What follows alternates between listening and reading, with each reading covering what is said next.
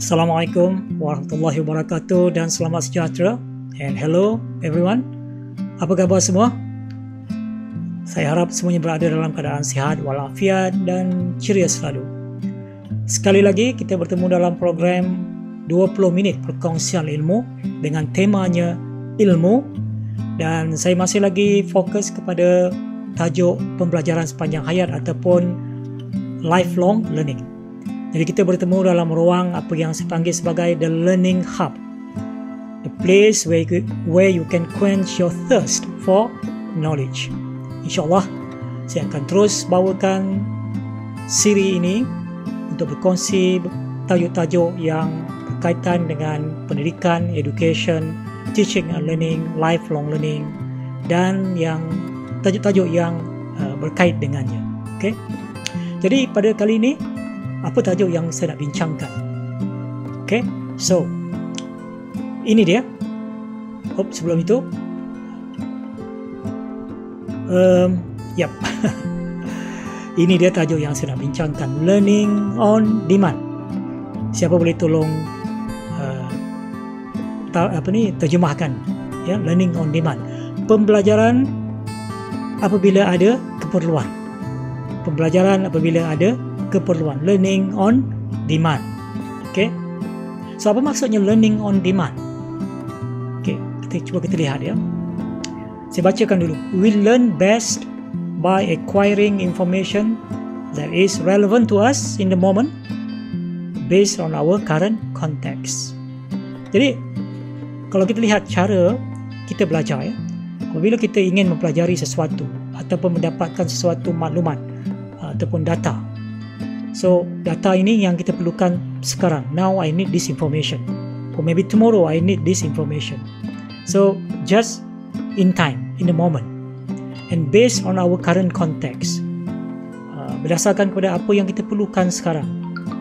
Mungkin yang berkaitan dengan kerja kita, berkaitan dengan apa saja yang kita lakukan di mana kita perlu menggunakan maklumat ini. So, inilah yang kita panggil sebagai learning on demand. Saya akan jelaskan lagi dengan lebih lanjut. Learning on demand ini mengambil dalam dunia ataupun era digital ini di mana kita mempunyai akses kepada maklumat, access to information, access to data, terutamanya dalam dunia di mana kita ada internet. Internet is a huge repository of knowledge. Merupakan suatu khazanah ilmu yang amat besar. How big? How huge? Well, kalau kita measure, kita ukur dalam bytes of information, probably kita boleh sebutkan sebagai exabytes, ya, exabytes of information. Anda boleh Google dan lihat dan cuba lihat how big, how huge is exabyte. Jadi oleh sebab maklumat boleh diperolehi dengan begitu mudah melalui internet sekarang ini, Wikipedia dan sebagainya ya, YouTube. So these are all the different platform di mana kita boleh mendapatkan sumber-sumber maklumat yang kita kendaki. Just in case when you need it. Okay, just in time. Just in time. So just in case. Okay, now just in case I need this information to find some statistic about the world economy now. So just in case you need it for whatever purposes, yeah, just in time. So for example, I want to learn, nak prepare, nak sediakan juara berbuka puasa hari ni. Teringin nak makan laksa Johor. My favorite laksa Johor. So just in time. So saya where do I get the information? Well, zaman ini amat mudah ya. Kita pergi ke YouTube, search for laksa Johor, ataupun ke TikTok. TikTok sekarang ni banyak resipi makanan ya. So cari maklumat yang kita perlukan just in time to prepare the food today untuk berbuka puasa. Just in time. And just enough. I just need to learn about how to make laksa Johor now. Saya nak belajar macam mana nak buat laksa Johor. Saya tak berminat nak buat mi Bandung, mi kuah ke, mi Jawa ke, mi sup ke. Itu mungkin different days. Tapi today, just enough, I just want to learn how to make laksa Johor. So itu dia, learning on demand. And just for me. So I can personalize my learning. Jadi itulah sebenarnya fokus pada dalam video kali ini, learning on demand dan bagaimana kita menggunakan teknologi, the digital platform, the digital tools yang ada untuk kita create atau membina suatu apa yang kita panggil personal learning environment, suatu persekitaran pembelajaran untuk diri kita. Okay? Personal learning environment yang kita boleh personalized. So ini yang saya nak kongsikan dan this is the focus of my video. Ya. Ini konsep learning on demand ini, kalau kita lihat the evolution of this so-called personal learning and personalized learning and personal learning environment, ya. Dia bermula kepada apa yang kita panggil sebagai personalized experience. Cuba kita lihat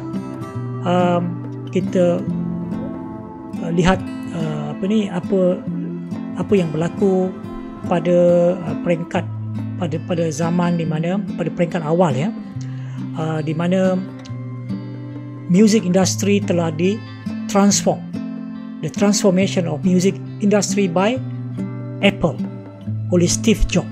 So Steve Jobs was responsible or instrumental in transforming the music industry. Bagaimana transformasi ini berlaku? Kalau anda masih ingat lagi, ya, zaman di mana kalau kita nak dengar satu atau dua lagu yang kita suka, our favorite song, we have to buy the whole album. Remember? So those days, you have to buy the whole album just to listen to one or two or three favorite song from the same album. You don't have a choice. You have to buy the whole song. You have to pay, the price for the whole album. But it turned out that only one or two songs that you really like that become your favorite from the whole album. But you have to pay for the whole album. 12 songs, for example, you have to pay the price of all the 12 songs. But you end up listening to one or two songs only. So take it or leave it. Yeah, take it or leave it. Steve Jobs' ideas, basically, his argument was, if I just want to listen to one song, why should you force me to buy the whole album? Dia kata, saya nak dengar satu atau dua lagu saja, kenapa saya perlu beli and invest in the whole album? So this is where Apple has transformed the industry, the music industry. They managed to get the music industry to change and transform the way how customers or consumers can listen to the music. They are able now to buy only the song that they like. So that is where come iTunes, come the iPod, and now we have Spotify, we have Apple Music, and so many different services now available. Yeah. So meaning that that's actually the kind of the tipping point where we can personalize the experience of watching, of listening to music. Okay, we can personalize, we can create a playlist of the song that we like. And now we have Netflix, for example. We can personalize what movie we want to watch. We can create our own playlist. So the same thing now bila kita gunakan konsep yang sama dalam konsep pembelajaran, yeah, we can extend the concept. So we can now personalize our learning based on our preference, based on what our learning interest, based on our capacity to learn, based on our pace. Okay, so this is what the concept of we can now create and personalize our own personal learning ecology or personal learning environment.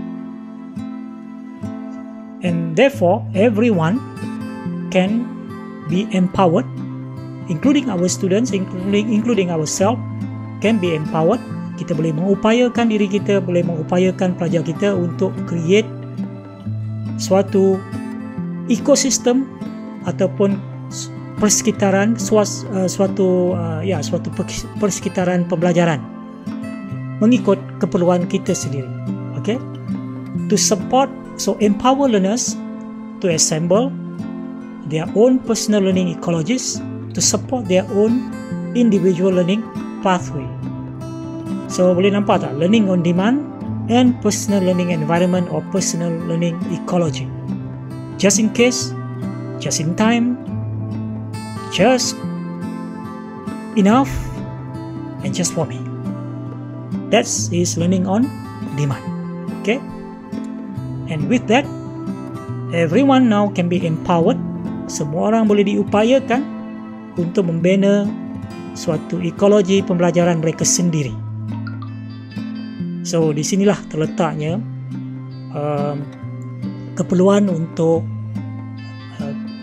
kalau kita seorang pendidik, bagaimana kita ingin membantu pelajar kita, memupuk mereka, keupayaan mereka, empower them to become self-directed learner, self-regulated learner. So they can be empowered to learn how to learn. Okay, so this banyak berkait dengan apa yang kita katakan pada hari ini. We want to develop an independent learner, so that mereka boleh menggunakan konsep learning on demand ini, dan mereka boleh membina suatu personal learning ecology mereka sendiri, mengikut keperluan mereka sendiri, mengikut their own preference dan sebagainya.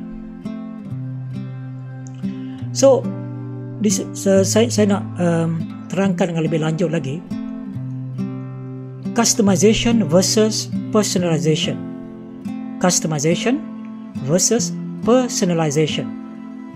Ada perbezaan sebenarnya, apa maksudnya customization dan personalization. Customization is done by you. Mana you can customize your own personal learning environment. Personalization is done for you. Okay? So, for example, kita boleh create our own music playlist, so we can actually customize mengikut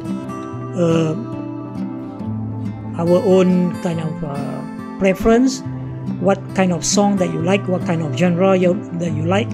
Okay, kalau di YouTube kita boleh create our own YouTube playlist, okay, based on the topics, categories dan sebagainya. So you can create any kind of playlist, any categories, any number of YouTube video in your YouTube channel. Yeah, and when we extend this concept kepada learning, why not? You can create your own learning playlist. Okay, and ini juga yang dipanggil sebagai curation. So, customization versus personalization. Personalization is done for you. Customization is done by you. Maknanya kita boleh customize our own learning, our own learning playlist. So bila kita create playlist contohnya dalam YouTube channel, kita customize. Kita boleh pilih apa video, apa kategori yang kita nak buat, apa video yang kita nak masukkan dalam satu playlist, bergantung kepada keperluan ataupun kesukaan kita. That is customization. So you do the customization based on your preference. So itu di playlist, ya. Personalization is done for you. So apabila kita menonton video di YouTube ada algoritma ya, yang boleh mempelajari habit ataupun kegemaran kita ya. Apa jenis video yang kita suka tengok, apa jenis video yang kerap kita tengok. So data-data ini akan di-capture oleh YouTube, oleh algoritma YouTube. Jadi daripada data yang mereka telah capture tadi, mereka akan personalize untuk kita. Mereka akan recommend. So the next time, perasan tak ya, the next time bila kita masuk YouTube, kita akan nampak video-video yang agak serupa dengan apa video yang telah kita tonton sebelum ini. So kita boleh lihat ya, recommended channel for you, recommended videos for you. So kalau kita tengok banyak video music contohnya, so the next time dia akan recommend kita music ataupun lagu-lagu yang serupa dalam genre yang serupa. Kalau kita banyak tengok video trailer, saya suka tengok video movie trailer so the next time you bila saya masuk ke dalam YouTube, dia akan recommend kalau kita masuk account yang sama lah ya, dia akan recommend kita video-video yang berkaitan. So this is what we call personalization, yang dilakukan melalui data yang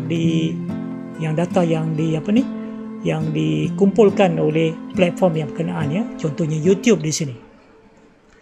Kalau kita pergi platform seperti LinkedIn Learning ya, ini LinkedIn Learning ini mungkin ramai yang saya rasa mengetahui tentang platform ini, di mana kita boleh LinkedIn Learning ni suatu platform yang menawarkan banyak kursus-kursus dalam berbagai topik ya, online courses ya. So cuba perhatikan di sini, dikata di sini top picks for Abdul Karim, most like on LinkedIn Learning. So apabila kita masuk ke dalam account kita boleh lihat, oh ini tajuk-tajuk yang sebelum ini mungkin kita belum lihat, tapi LinkedIn Learning ini telah memahami apa jenis-jenis kursus-kursus yang saya suka, online courses yang selalu saya lihat, dan dia akan recommend kepada kita, dan mungkin kebetulan ada yang kita suka, dan ini akan meningkatkan lagi in terms of marketing dan sebagainya sebab kita akan ambil mungkin lebih banyak lagi kursus dalam platform ini. So ini yang dipanggil sebagai personalized learning. Spotify contohnya, kalau kita mendengar music, jenis-jenis music yang tertentu atau podcast yang tertentu, so the next time kita akan lihat recommendation seperti ini ya, made for Mr. Karim. So dia akan you can see here apa mungkin music yang mungkin serupa dengan kita punya kesukaan. Kalau dalam platform seperti Medium, ini blogging platform, kita akan lihat juga seperti ini, recommended for you. So bagaimana dia tahu apa artikel yang kita suka? Berdasarkan kepada habit yang sebelum ini, di mana kita membaca artikel-artikel yang tertentu, dan platform ini melalui algoritmanya dia akan learn our reading habit. So dia akan recommend. So this is again some form of personalization which is done for you. Amazon, kalau kita lihat di sini Amazon, kita beli buku ataupun kita masukkan buku dalam kita punya shopping cart, kita tengok, kita klik ya, kadang-kadang kita klik buku-buku yang kita suka. Kita tak akan klik buku yang tak berkenaan ataupun yang kita tak suka, kan? Jadi the algorithm of Amazon in this case, dia akan mempelajari habit kita, dan the next time kita masuk ke dalam account Amazon kita, dia akan recommended for you Abdul. So ini dia buku-buku yang recently mungkin saya beli atau saya lihat atau saya browse ya. Ini platform Udemy ya. So again recommended for you berdasarkan kepada apakah online courses yang sebelum ini saya lihat ataupun saya ambil, jadi dia akan recommendkan juga. Okay, jadi konsep personalized learning ini, tuan-tuan dan puan semua, the guiding principles, ya, kalau dalam konteks pengajaran dan pembelajaran ini, kita perlu memahami dan menggalakkan pelajar kita untuk create their own personalized learning environment. Jadi kita perlu faham beberapa prinsip, ya, guiding principle ini. Recognizing that every student learns differently.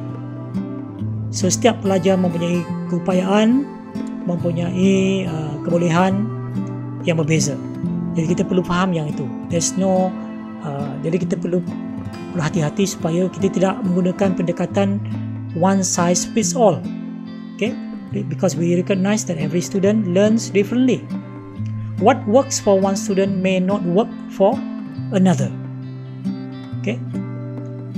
We all learn at different speed and in different ways. Dan guiding principle yang ketiga, what students learn has to be important to them in one way or another. Jadi apabila kita memahami bahawa setiap pelajar kita berbeza, setiap pelajar kita unik, dengan yang demikian, pendekatan kepada pembelajaran juga dan pendekatan kita kepada pengajaran juga perlu mengambil kira the differences between different learners, between different students. Jadi daripada sinilah datangnya konsep differentiated learning ataupun differentiated instructions, iaitu kita mengambil kira kepelbagaian, the diversity of our learners. Okay? Jadi saya nak berhenti di sini dulu sebab panjang lagi sebenarnya. Saya akan berhenti di sini dulu. Saya akan sambung lagi untuk dive in further into personalized learning, personal learning environment, dan bagaimana kita boleh apply kepada diri kita sendiri sebagai seorang pendidik, dan kita boleh membantu pelajar kita untuk menjadi independent learner, menjadi self-directed learner, dan untuk membantu mereka untuk membina their own personalized learning environment. Okay? Jadi saya rasa cukup dulu setakat ini. Saya akan sambung lagi dalam video yang berikutnya, yang seterusnya, untuk dive in further into personalized learning environment, learning on demand, dan juga bagaimana untuk kita membina personalized learning environment ini dengan menggunakan digital tools, dengan menggunakan teknologi, dan dengan menggunakan platform digital yang ada, ya, di dalam internet. Okay? Jadi saya rasa setakat ini dulu. InsyaAllah kita akan bertemu lagi dalam video yang seterusnya. Saya ucapkan selamat menunaikan ibadat di bulan Ramadan. Selamat berpuasa, selamat berbuka puasa, dan juga have a nice weekend, ya. Jumpa lagi insyaAllah. Assalamualaikum warahmatullahi wabarakatuh, and have a nice day.